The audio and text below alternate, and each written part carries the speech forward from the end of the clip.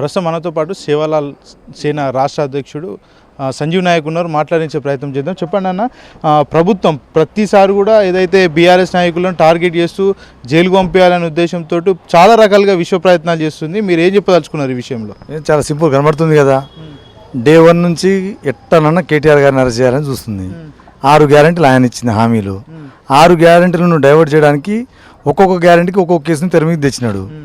ప్రజల నుంచి దృష్టి మళ్లించాడు. చాలా స్పష్టం, మనకు తెలుసు ఏమేమో అన్నది మనకు తెలుసు. 5 కేసుల వరకు రకరకాల పద్ధతులు, వాళ్ళ బామ్మర్ది గారి గృహప్రవేశం కానించి, లగచర్ల ఇష్యూ కానించి, ఏసీబీ దాన్ని ఏమంటారు ఫోన్ ట్యాపింగ్ కానించి, ఈ రకరకాల కేసులలో కూడా 5 కేసులు తప్పిపోయినాయి. చూసిండు, బ్లేమ్ చేయాలని చూసిండు. 5 గ్యారెంటీలు అటు తప్పించిండు. 6వ గ్యారెంటీ మనం చూసినాం. 15,000 ఇస్తాన రైతు భరోసాను 12,000కి తెచ్చిండు. దాన్ని ప్రజలు మొత్తం వ్యతిరేకించే పరిస్థితి. రైతు భరోసా 12,000 కూడా కొంతమందికే ఇస్తామని చెప్పడం, అక్కడ రైతులు అందరూ వ్యతిరేకత రావడం. ఈ 6వ గ్యారెంటీ ఎప్పుడైతే వ్యతిరేకత రైతుల నుంచి వస్తుందని గమనించిండో, 6వ గ్యారెంటీ పేరు మీద 6వ కేసు ఏదైతే ఉందో ఇది ఈ కేసులో ఆయన అరెస్ట్ చేస్తున్నట్టు కనబడుతుంది. ఆయన అరెస్ట్ చేయాలనేది ఆయన కంకణం పట్టుకొని ఎట్లైనా అరెస్ట్ చేయాలని చూస్తున్నాడు. దాన్ని చాలా స్పష్టంగా కనబడుతుంది. ఈ అరెస్టులతోటి ప్రజల దృష్టిని మరలించాలి, ఉద్యమాన్ని ఏదైతే ప్రజలు అడుగుతున్నారో దాన్ని దృష్టి మరలించాలని ఉంది తప్ప ఇంకోటి అయితే ఎక్కడ కూడా నాకైతే ఏం కనిపించట్లేదు. చాలా స్పష్టంగా క్లియర్ కనబడుతుంది. కాబట్టి మొత్తానికి కేటీఆర్ జైలుకు వెళ్ళే అవకాశాలు ఉన్నాయంటారా? ఉంటుంది. ఇప్పుడు ఆయన కక్ష కట్టుకొని జైలు అంటే జైలు కాదు. ఇది నాకు తెలిసి కేవలం ఎంక్వైరీ కోసం మాత్రమే అరెస్ట్ చేస్తారు. ఆయన నేర నిరూపణ కాలేదు. నేర నిరూపణ కాని వ్యక్తిని జైల్లో వేసినారు, ఖైదీగా మనం చూడకూడదు. చట్టం అదే చెప్తున్నది. అతను కేవలం ఆ నేరానికి సంబంధించి ఎంక్వైరీకి, ఆరోపణకు సంబంధించిన ఎంక్వైరీకి మాత్రమే అతన్ని జైల్లో ఉంచుతారు. ఎందుకు? అతను బయట ఉంటే సాక్షులను ప్రభావితం చేస్తుండొచ్చు, ఎంక్వైరీ సంపూర్ణంగా జరగకపోవచ్చు అనేది ఒక కాజు, ఒక సాకుతోటి మాత్రమే తనను ఉంచుతున్నారు తప్ప జైలు ఖైదు లెక్క చూడొద్దు. ఇది ఆరోపణే. ఆరోపణ కూడా ఏం ఆరోపణ? లొటపీసు కేసులని అందరూ ప్రజలందరూ చర్చించుకుంటారు. గవర్నమెంట్ ఇది అవినీతి కాదు, ఇది ఇర్రెగ్యులర్ కిందికి వస్తే తప్ప కరప్షన్ కిందికి రాదనేది చాలా క్లియర్ కనబడుతున్నది. పీస్ కేసులని ఇటు బీఆర్ఎస్ నేతలు చెప్తున్నారు. మరో పక్క చూసుకుంటే కాంగ్రెస్ పార్టీ నేతలు ఏం చెప్తున్నారు అంటే ఇది వాస్తవంగా ఏదైతే 55 కోట్ల స్కామ్ చేసిండు కాబట్టి భయపడుతున్నాడు, విచారణకు తప్పించుకోవడానికి శతవిధాల ప్రయత్నిస్తున్నాడని కాంగ్రెస్ నేతలు చెప్తున్నారు. మీరేం చెప్పదలుచుకున్నారు? కాంగ్రెస్ పార్టీ మంత్రి ప్రభాకర్ గారి స్టేట్మెంట్ చూసినాం కదా మనం. ప్రభాకర్ గౌడ్ గారిది ఏమన్నాడు? అవినీతి జరగలేదు కానీ ఈ కార్ సంబంధించి డబ్బులు వాళ్ళ అకౌంట్లో ట్రాన్స్ఫర్ చేసినప్పుడు నా అకౌంట్ నుంచి నీ అకౌంట్ ట్రాన్స్ఫర్ చేస్తే అవినీతి ఎట్లయితుంది? కాదు కదా. ఇర్రెగ్యులర్ జరగవచ్చు, కరప్షన్ కాదు. అది ఇర్రెగ్యులర్కు కరప్షన్కు చాలా తేడా ఉంటుంది. సో ఎన్నికల సమయంలో అంటే విరుద్ధంగా డబ్బులు ట్రాన్స్ఫర్ చేసారు. ఆర్బీఐ గైడ్లైన్స్ ప్రకారం వాళ్ళ పర్మిషన్ కూడా ఏం తీసుకోలేదని చెప్తున్నారు. ఆర్బీఐ పర్మిషన్ ఏముంది? ఆయనకు ఉండబడిన ఒకటి గుర్తుపెట్టుకోండి, తెలంగాణ తెచ్చుకున్నాం, కొట్లాడి తెచ్చుకున్న తెలంగాణను ఆంధ్రోలు హేళన చేసిపోయినారు. ఈ తెలంగాణను గొప్పగా ఉంచాలి, హైదరాబాద్ను బ్రాండ్గా చూపించాలి ప్రపంచంలోనని ఒక ప్రయత్నం చేస్తున్న క్రమంలో అది రావడం వల్ల 1000 కోట్ల పెట్టుబడి వస్తుందనే ఒక దృక్పథంతో కేటీఆర్ గారు ఏ రకంగా ఐటీ రంగాన్ని కానీ ఇతర పారిశ్రామిక రంగాన్ని డెవలప్ చేసినా మనం అందరం చూసినాం. ఇదన్నీ ఎందుకు చేసినాడు? ఒళ్ళు దగ్గర పెట్టుకొని, కడుపును కట్టుకొని, నోటిని దగ్గర పెట్టుకొని చాలా జాగ్రత్తగా ప్లాన్ చేసినారు. అది చేయడం వల్ల 100,000 కోట్ల పెట్టుబడులు వస్తాయనేది అందరికీ తెలుసు. దీంట్లో మనం మాట్లాడాల్సింది ఏముంటుంది? అప్పటి సమయంలో తెలంగాణను గొప్పగా ఉంచుకోవడం కోసం మాత్రం చేసిన ప్రయత్నంలో చాలా పనులు చేస్తానికి ముందుకు వచ్చినారు. ఆ క్రమంలో ఆయన శాఖ సంబంధించి అప్పటికప్పుడు డిసిషన్ తీసుకోవడానికి ఆ శాఖ నుంచి వాళ్ళకు ఎంకరేజ్మెంట్ కోసం వాళ్ళు ఏదైతే తక్కువ పడ్డదని చెప్పారో ఆ సొమ్ముని ఇస్తే హైదరాబాద్ కేంద్రంగా జరిగితే అద్భుతమైనటువంటి పెట్టుబడులు వచ్చే అవకాశం ఉందని తెలుసు. కాబట్టి అంటే దాని గురించి తెలిసిన వాళ్ళు ఈ మాట మాట్లాడరు. దాని గురించి తెలిసిన వాళ్ళు తెలియదు కాబట్టి ఏదో జరిగిపోయింది. ఏం జరగలే. ఇక్కడ చాలా క్లియర్గా ఆయన మున్సిపల్ శాఖ మంత్రి కాబట్టి తన శాఖ నుంచి చాలా క్లియర్గా వాళ్ళు ఎవరైతే నిర్వాహకులు ఉన్నారో వాళ్ళ అకౌంట్కు ఆ నిర్వహణ చేయడం కోసం కావాల్సిన ప్రభుత్వం నుంచి కొంత పెట్టుబడిని పెట్టాల్సినటువంటి. ఇంకొక విషయం ఏంటంటే, ఒకవేళ రేవంత్ కక్షపూర్వకంగా అరెస్ట్ చేయాలనుకుంటే ఏసీబీతో చేపిస్తాడు. మరి ఈడీ కూడా ఇన్వాల్వ్ అయింది, వాళ్ళు కూడా నోటీసులు ఇచ్చారు కదా. ఇక్కడ మనం చాలా క్లియర్గా అర్థమవుతుంది. ఈడీ ఇన్వాల్వ్మెంటు రాష్ట్ర ప్రభుత్వం నుంచే చేసారు అంటే పైన కింద ఎంత అండర్స్టాండింగ్ ఉన్నదో అర్థమవుతున్నది. అసలు నేను ఏమంటున్నా అంటే ఈడీ ఏసీబీ కాదు కదా. అసలు అవినీతి జరిగినప్పుడు ఏం చేసినా దానికి అర్థమైతే ఉండదు. దాని మీద చర్చ పెట్టడం కూడా దండగే. నేనేమనుకుంటున్నా, కేటీఆర్ గారిని అరెస్ట్ చేస్తే ఇప్పుడు ప్రజల నుంచి వస్తున్న వ్యతిరేకతను కేటీఆర్ గారిని అరెస్ట్ చేయడంతో దృష్టి మళ్ళుతుంది. ఈ ప్రజలందరూ కూడా అయ్యో కేటీఆర్ని అరెస్ట్ చేసిరు, కేటీఆర్ని కావాల్సుకొని అరెస్ట్ చేసిరు అని రేవంత్ రెడ్డి గారి మీద కేటీఆర్ని కాన్సన్ట్రేట్ చేసి అసలు సమస్యను పక్కదారి పట్టించవచ్చు అనేది ఒక వ్యూహం వాళ్ళది.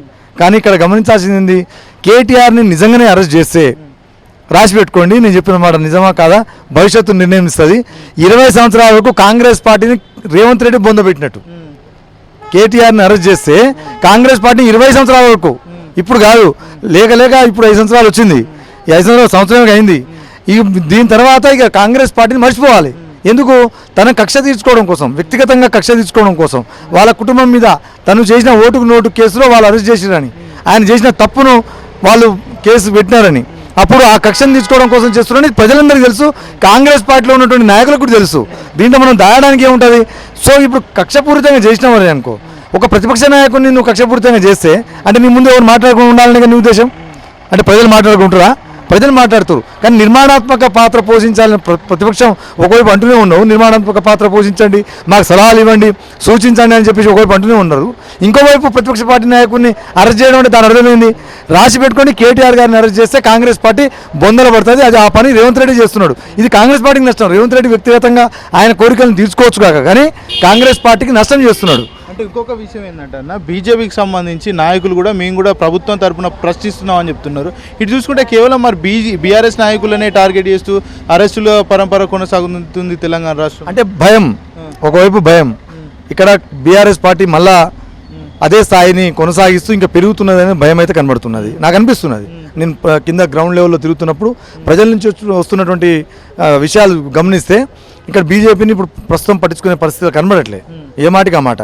గ్రామీణ ప్రాంతాల్లో కానీ ఎస్సీ ఎస్టీ బీసీ ప్రజలు కానీ పేద ప్రజలు కానీ పట్టించుకునే పరిస్థితులు కనబడట్లేదు. కాంగ్రెస్ రేవంత్ రెడ్డి చేయని పనికి చేస్తా అని ఇచ్చిన హామీకి గట్టిగా గల్లాబట్టుకొని అడుగుతున్నది కేవలం బీఆర్ఎస్ పార్టీ. అది కూడా కేటీఆర్ గారి నాయకత్వంలో బ్రహ్మాండంగా పనిచేస్తున్నారు అనేది ప్రజల తరఫున పనిచేస్తున్నారని తెలుస్తున్నది. సో ఇది డైవర్ట్ చేస్తే వాళ్ళేమైనా కొంచెం సందు దూరితే దూరుదామని చూస్తున్నారు. తప్పేం లేదు, ఏ ప్రజాస్వామ్యంలో అన్ని పార్టీలకు తెలంగాణ ప్రధానంగా అందరికీ అవకాశం ఇస్తుంది. కానీ ప్రజల తరఫున ఇప్పటివరకు గట్టిగా రేవంత్ రెడ్డి గారు ఇంత చేస్తుంటే ఒక్కటంటే ఒక్కటి కూడా ఇప్పటిదాకా మాట్లాడిన పరిస్థితి ఉన్నదా? హైడ్రా మీద మాట్లాడినారు గట్టిగా. హైడ్రా ఒకవైపు జరుగుతుంటే మూసికాడ పోయి ఒక యాత్ర పేరు మీద పడుకున్నారు తప్ప బీజేపీ నుంచి నాయకులు హైడ్రా మీద గట్టిగా మాట్లాడినారా? ప్రజలకు నష్టం జరుగుతున్న ఏ పని మీద ఇప్పటిదాకా ప్రశ్నించినారా? ఎందుకు రేవంత్ రెడ్డి గారిని కాపాడడం కోసం బీఆర్ఎస్ మీద పడ్డారు? బీఆర్ఎస్ పైన లేదు కింద లేదు కదా, పార్టీ మాత్రమే కదా, ఒక ప్రతిపక్ష పార్టీ మాత్రమే కదా. ఎందుకు బీజేపీ పార్టీ ఉన్న కాంగ్రెస్ పార్టీ అధికారం ఉన్న ఈ తెలంగాణ రాష్ట్రంలో కాంగ్రెస్ పార్టీని టార్గెట్ చేయకుండా బీఆర్ఎస్ని టార్గెట్ చేయాల్సిన అవసరం ఉంది? ఇది చాలా ఇంపార్టెంట్ పాయింట్ కదా. నువ్వు బీఆర్ఎస్ని టార్గెట్ చేస్తున్నావు అంటేనే మీ ఇద్దరికి బీఆర్ఎస్ ఆల్టర్నేటివ్ బీఆర్ఎస్ కనబడుతుంది తప్ప వాళ్ళు పైసా వంతు కూడా కనబడుతుంది అర్థమవుతున్నది. అంటే ఇక్కడ బీజేపీ వాళ్ళు ఏమంటున్నారు, బీఆర్ఎస్ కాంగ్రెస్ రెండు ఒకే రకమైన పార్టీలు, రెండు ఒకే తెగ చెందినటువంటి పార్టీలు అని చెప్తున్నారు. అయితే ఇంత బ్లేమ్ చేయాల్సిన అవసరం లేదు కదా. ఇది ఏసీబీ కేసు అక్కడ వీళ్ళు ఈడీకి పంపించి ఈడీ కేసు ఇన్వాల్వ్ చేయించి ఏం లేని దానికి మనం చూసినాం కదా బ్రదర్. వాళ్ళ అవకాశం దొరికితే ఎంత అవకాశం దొరికితే అంత దాన్ని మలుచుకోవాలని చూస్తున్నారు. ఇక్కడ క్లియర్ కట్గా ఏంది, కేసీఆర్ గారి కుటుంబం అనే నాయకత్వం చాలా స్ట్రాంగ్ ఉన్నది, వాళ్ళకు నాలెడ్జ్ ఉన్నది. మీరు ఇవాంకతోటి కూర్చొని ప్రపంచ ఆర్థిక సంబంధించిన వ్యాపారాలకు సంబంధించిన డిస్కషన్ కేటీఆర్ గారు మాత్రమే చేయగలిగినారు. వీళ్ళ తరం కూడా కాకపోవు. కవిత గారు టాలెంటెడ్, అంత అట్లా వాళ్ళ కేసీఆర్ అంత గొప్ప నాయకత్వం ఉన్నది. ఇంకా 50 సంవత్సరాల వరకు సరిపడ నాయకత్వం బలంగా ఉన్నది. ఎటనైనా క్యారెక్టర్ అసెస్మెంట్ చేయించాలనేది వాళ్ళ ఆలోచన. అందులో భాగంగా కవిత గారు జరిగింది, అందులో భాగంగా జరిగితే కేటీఆర్ గారు జరుగుతుంది. కానీ నేను నా రిక్వెస్ట్ ఏంటంటే ఈ క్రమంలోనే సమస్య మీద పార్టీ నాయకత్వాన్ని కూడా నేను నా రిక్వెస్ట్, పార్టీ నాయకత్వం సమస్యల మీద దృష్టి కేంద్రీకరించాలి తప్ప అరెస్ట్ మీద ఎంట పడితే మాత్రం ఖచ్చితంగా వాళ్ళ ట్రాప్లో మనం వాళ్ళ ఉద్దేశం వాళ్ళ పర్పస్ సర్వేలు అయినట్టు అయిపోతుంది. సో అందరూ కూడా ప్రజలు ఇప్పుడు రైతు భరోసా మీద చాలా ఆందోళన వ్యక్తం చేస్తూ ఉన్నారు. అందరు రైతులకు ఇవ్వని పరిస్థితి కనబడుతుందనేది క్లియర్ కట్గా అర్థమవుతా ఉన్నది. 15,000 ఇస్తా అన్నది 12,000 కూడా ఇస్తా అని చెప్పి మొన్న ప్రకటించినాడు. ఇది అన్యాయము, ఇది దుర్మార్గం, మోసము అనేది చాలా క్లియర్ కట్గా అర్థమవుతున్నది. రేవంత్ రెడ్డి వ్యక్తిగత కక్షను తీసుకోవడం కోసం ఈ ప్రభుత్వాన్ని వాడుకొని కాంగ్రెస్ పార్టీని కూడా వాడుకొని కేసీఆర్ కుటుంబం మీద కేసులు పెట్టాలని చూస్తున్న దృక్పథం ప్రజలందరూ గమనిస్తూ ఉన్నారు. కాబట్టి దీంట్లో కాంగ్రెస్ పార్టీ అధిష్టానాన్ని కూడా నేను పంపించే రిక్వెస్ట్ ఏంటంటే, మీరు రేవంత్ రెడ్డి గారు కేటీఆర్ మీద చేస్తున్న ఏదైతే ఈ ప్రయత్నం ఉందో ఇది చేస్తే కాంగ్రెస్ పార్టీకి లేవు రాసి పెట్టుకోరు. ఓకే, ఇంకొక అంశం చూసుకుంటే కాంగ్రెస్ నేతలు ఏం చెప్తున్నారంటే, బీఆర్ఎస్ నాయకులు అరెస్టులు కొనసాగుతున్నాయనే నేపథ్యంలో వాళ్ళు ప్రజలను రెచ్చగొడుతున్నారని కూడా చెప్తున్నారు. ఏమని రెచ్చగొడతారు? బీఆర్ఎస్ నాయకులు మా నాయకులు అరెస్ట్ చేస్తారని రెచ్చగొడుతురా? కాదు కదా, నాకు తెలిసి రెచ్చగొట్టరు. 1-2 రోజులు చేస్తారు ధర్నా గిర్నాలు, వాళ్ళే అట్లా చెప్తారు. నేను చెప్తున్నా కదా, వాళ్ళు ప్రజల కోసం పనిచేయండి అని చెప్తారు తప్ప మా కోసం మేము జైల్లో పోయినాం కదా మా కోసం చేయమని చెప్పాలి. ఎందుకు కవిత గారు పోయినప్పుడు మనం చూసినాం కదా, వాళ్ళ పార్టీ స్టాండ్ ఏముండే, 1-2 రోజులే కార్యక్రమాలు చేసినారు. దాని తర్వాత ప్రజా సమస్యల మీద దృష్టి మళ్లించారు. మరి అప్పుడు అర్థం కావాలి కదా. కేటీఆర్ గారు జైల్లో ఒకవేళ వీళ్ళు కక్షపూరితంగా పంపించి మోసమైన కేసు పెట్టి కావాలని పంపిస్తే ఇది ఇప్పుడు కూడా అట్నే జరుగుతుందని నేను అనుకుంటున్నా. అంటే ఇంకొక విషయం అన్న, చిన్న క్వశ్చన్ ఏంటంటే, ఒక్కవేళ అరెస్ట్ చేసి జైలుకు పంపిస్తే బీఆర్ఎస్ నాయకులు కావచ్చు, కేటీఆర్ కావచ్చు, భయపడి ప్రభుత్వాన్ని ప్రశ్నించకుండా ఆగిపోయే పరిస్థితులు ఏమైనా ఉంటాయి? 100% ఇంకా 4 ఇంతలు లేస్తుంది. బీఆర్ఎస్ పార్టీ గ్రోత్ పెరుగుతుంది, గ్రాఫ్ పెరుగుతుంది, ప్రజలు ప్రశ్నించడానికి గట్టిగా ఉంటుంది. ఎందుకంటే బీఆర్ఎస్ పార్టీకి లీగల్ టీం చాలా స్ట్రాంగ్ ఉందనేది అందరికీ అర్థమైంది, పార్టీ కార్యకర్తలకు వాళ్ళకు. సో వాళ్ళు గట్టిగా అడుగుతారు. మీరు చూస్తే చిన్న చిన్న సోషల్ మీడియాలో ఏదైనా పోస్ట్ పెడితే, కేసు పెడితే కూడా భయపడిన పరిస్థితి వచ్చేసింది. సో బీఆర్ఎస్ పార్టీకి వెన్నుదన్నుగా పార్టీ నాయకత్వం ఉన్నదని తెలుసు. వారిని అరెస్ట్ చేసిన పార్టీ కార్యకర్తలు ఒక్కొక్కడు కేసీఆర్ లేస్తాడు, ఒక్కొక్కడు కేటీఆర్ లేస్తాడు, దాంట్లో అనుమానం లేదు. ఎందుకు తెలంగాణ ఉద్యమం చేసిన క్యాడర్ మొత్తం బీఆర్ఎస్ పార్టీలో ఉన్నది. తెలంగాణ ఉద్యమం తెచ్చుకున్న క్రమంలో లాఠీలు తూటాలకు ఎదరకుండా బెదరకుండా ఉన్నటువంటి నాయకత్వం బీఆర్ఎస్ పార్టీలో ఉన్నది. ఉద్యమాలు కొత్త కాదు, కేసులు కొత్త కాదు, అరెస్టులు కొత్త కాదు, లాఠీ చార్జీలు కొత్త కాదు, జైలు కొత్త కాదు. అన్ని చూసిన వాళ్ళు కాబట్టి ఈ పార్టీ యంత్రాంగాన్ని ఏదో అయిపోతుంది అనేది చూడరు. కేటీఆర్ గారిని ఇప్పుడు కేసీఆర్ గారు బయటకు రావట్లేదు, వీళ్ళే అంటున్నారు. రాకున్నా కేసీఆర్ గారిని రోజుకు 100 సార్లు రేవంత్ రెడ్డి గారు తలుచుకోవట్లేదా? నాయకుడు అనేవాడు ఎప్పుడు టీవీలో ముందు కనబడకున్నా, ఎప్పుడైనా సందర్భంలో కనబడకున్నా ఆయన చేసిన సేవలు, ఆయన చేసినటువంటి పరిపాలన మనం గుర్తుపెట్టుకున్నాం. ఎందుకు ఇవాళ రాముడిని గుర్తుపెట్టుకుంటున్నాం? అంతే ఉంటుంది. ఇప్పుడు పని చేసేవాడిని ఎప్పుడైనా గుర్తుపెట్టుకున్నాం, దుశ్శాసుని మర్చిపోతారు. ఈ దుర్మార్గుడు ఆయన మన పేరు ఎత్తే కూడా మనకు దరిద్రం తగులుతుంది. ఈ దయచేసి ముట్టుకోతారు. గా పరిస్థితి రేవంత్ రెడ్డి గారు తెస్తారని భయం అవుతుంది. ఇప్పుడు కాంగ్రెస్ పార్టీ ఆలోచించుకోవాల్సి ఈ క్రమంలో రేవంత్ రెడ్డి గారు కేటీఆర్ అరెస్ట్ చేస్తే ఒరిగేదే ఉంటుంది. పోతారు, ఆ పోమును పెట్టుకోను, కేసు పెట్టుకోను, జైలు పెట్టుకోను. ఇప్పుడు ఉన్నటువంటి మంత్రులు మరి ఒకవేళ అరెస్ట్ చేస్తే స్థానిక సంస్థల ఎలక్షన్లు దగ్గరలో ఉన్నాయి, పార్టీకి నష్టం జరిగే అవకాశాలు ఉంటాయని వాళ్ళు ఏమన్నా నాకు సూచన చేసే ప్రయత్నం చేస్తలేదు. స్థానిక సంస్థల ఎన్నికల్లో ఇప్పటికే వాళ్ళకి రిపోర్ట్ ఉన్నది, 40% కంటే ఎక్కువ దాటలేదు కాంగ్రెస్ పార్టీ అని. సరే అరెస్ట్ చేస్తే ఇంకో 10% పెరిగితే పెరగవచ్చు. ప్రజలు ఎందుకంటే కన్ఫ్యూజన్లో పడేసి మాది గవర్నమెంట్ ఉంది కాలేలా బట్టి మేము ఏది ఉన్నాం, మేము పైన చేస్తాం, కింద చేస్తామని స్థానిక సంస్థల ఎన్నికలకు నేను అనుకుంటున్న క్రైటీరియా కాదు. వీటి మీద ఏ రిజల్ట్ వచ్చినా క్రైటీరియా కాదు. ఒకవేళ ఆపోజిట్ గవర్నమెంట్ వచ్చిందనుకో, అది ముమ్మాటికి ఇక పతనానికి నాంది అయినట్టే, అది అక్కడి నుంచి షురు అయినట్టే. ఆయన హనీమూన్ అన్నీ మూసుకొని సర్దుకొని పోవాల్సిందే. కాబట్టి ఇది నాకు తెలిసి అరెస్ట్ చేయకపోతేనే కాంగ్రెస్ పార్టీ మనుగడ ఉంటుంది. అరెస్ట్ చేయకపోతేనే కాంగ్రెస్ పార్టీ భవిష్యత్తులో ప్రజలు కూడా ఇంకోసారైనా అవకాశం ఇద్దామని ఆలోచన చేస్తే తప్ప, కేటీఆర్ గారిని అరెస్ట్ చేస్తే కేటీఆర్ గారిని సుప్రీం చేసినట్టే, దాంట్లో డౌటే లేదు. కేసీఆర్ గారి వయసు రేపు మాపేం భూమికి ఏం దగ్గర కావట్లే. ఆయన ఇంకా 30-30 సంవత్సరాలు రాజకీయాలు ఉంటాడు, వాళ్ళ సోదరిమణి కూడా ఉంటుంది. ఈ రాజకీయాలు ఉండేటోళ్ళు 30-30 సంవత్సరాలు తెలంగాణను ఏలేదానికి కావాల్సిన శక్తి ఉన్నది. కాబట్టి అరెస్ట్ చేస్తే నాశనం కాంగ్రెస్ పార్టీ అవుతుంది. తప్పు చేసింది నా సొంత సోదరులైనా కూడా తప్పకుండా చట్టరీత్యా చర్యలు తీసుకుంటామని రేవంత్ రెడ్డి చెప్పిండు గతంలో కూడా. అట్లాంటి పరిస్థితులు ఏమన్నా ఉన్నాయా?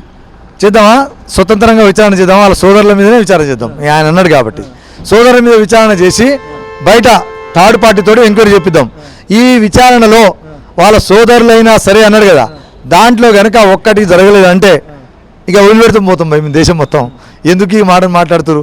ఇప్పటిదానికి ఏం జరుగుతుందో తెలుసు, రేపు మూసీ పేరు మీద 150,000 కోట్ల దేనికి తెస్తున్నారో తెలుసు, ఏం జరగబోతుందో తెలుసా. ప్రజలందరికీ అంత పిచ్చిగా ఎవరు లేరు, అంతా పసిగడుతున్నారు, పని కట్టుకొని చూస్తూనే ఉన్నారు. టైం వచ్చినప్పుడు బండి కట్టేసే బాధను చూస్తారు, గంతే. ఇంతకు మించి ఆయన నా కుటుంబ సభ్యుడని వదిలిపెట్టాను, ఇక వదిలిపెట్టాననే మాట నువ్వే చెప్తే ఇక మేము వినాలి, ఆయన చెప్పాలి, మేము వినాలి, ప్రజలందరూ నమ్మాలి. నమ్మే పరిస్థితి లేదు. ఇక చూడు, ధర్నాలు, రాస్తారోకోలు. మొన్న గిరిజన గురుకులాల్లో ఆశ్రమ స్కూల్లో పనిచేస్తున్న సిఆర్టీలు కూర్చుంటే మంత్రి సీతక్కతో పిలిపించి గట్టిగా వార్నింగ్ ఇచ్చి మళ్ళీ పోయి స్కూల్లో జాయిన్ అయ్యేటట్టు చేసినారు. సమస్య పరిష్కరిస్తామని చెప్పింది మీరు. టీపీసీసీ ప్రెసిడెంట్గా ఉన్నప్పుడు రేవంత్ రెడ్డి గారు ఇచ్చిన హామీ, మొన్న ఎస్ఎస్ఏ వాళ్ళది ఛాయ్ తాగేంత లోపు మీ సమస్య పరిష్కారం ఉన్నాడు. పాపం 25 రోజులు రోడ్డు మీద కూర్చున్నారు. మొన్న బట్టి గారి దగ్గర కూర్చోబెట్టి నేనే స్వయంగా ఇన్వాల్వ్ అయితే నువ్వు ఇప్పుడే తల చూచగానే నన్ను వారు చేసినటువంటి పరిస్థితి. సూచనలు కూడా తీసుకుంటామని ప్రభుత్వం చెప్తున్నది. ఏది చేయాలి కదా. ఇప్పుడు ఆయన ఇచ్చిన హామీ ఛాయ్ మీకందరికీ తెలుసు కదా, ఛాయ్ తాగేలోపు సమస్యను పరిష్కరిస్తాం అని ఎస్ఎస్ఏలోకి ఇచ్చినప్పుడు హామీ. మరి చేయాలి కదా. మళ్ళీ పిలిచి మళ్ళీ వారిని ఇచ్చి మళ్ళీ విధులకు హాజరయ్యేటట్టు చేయలేదా? అంటే ఎవరు ధర్నా చేస్తే వాళ్ళని పిలిపించుకోవడం, ప్రజా సంఘాలు ఎవరైనా భాగస్వామ్యం అయితే వాళ్ళు భాగస్వామ్యం అవుతారు కాబట్టి మీ సమస్య పరిష్కారం కాదు అని వాళ్ళని బెదిరించి మా ప్రజా సంఘాలను లోపల ఇన్వాల్వ్ కాకుండా చేయడం, వాళ్ళతో డైరెక్ట్గా రూములలో కూర్చోబెట్టి ఏం తమాషాలు చేస్తురా, మంచి మీద జాయిన్ అవుతారా మీ ఉద్యోగాలు కూడా బికాలనా ఇట్లా బెదిరిస్తే ఇది ప్రజాపాలన అవుతుందా ఇవన్నీ మనసులో పెట్టుకోరా ఎప్పుడైనా జరిగిందా ఈ ప్రయత్నాలు ఎందుకు చేస్తున్నారు ఇట్లా అంటే వాళ్ళ ఉద్దేశం వీళ్ళను ఏ రకంగానే ఈ 5 సంవత్సరాలన్నా మేము గట్టెక్కాలి మా కక్ష కేటీఆర్ కుటుంబం మీద కేసీఆర్ కుటుంబం మీద ఈ ప్రజలు ఎటువంటి గాలికైనా పోని నేను వాళ్ళని అరెస్ట్ చేయడం కోసం ముఖ్యమంత్రి అయిన పద్ధతిలో పోతున్నారు తప్ప ఇంకోటి కానే కాదు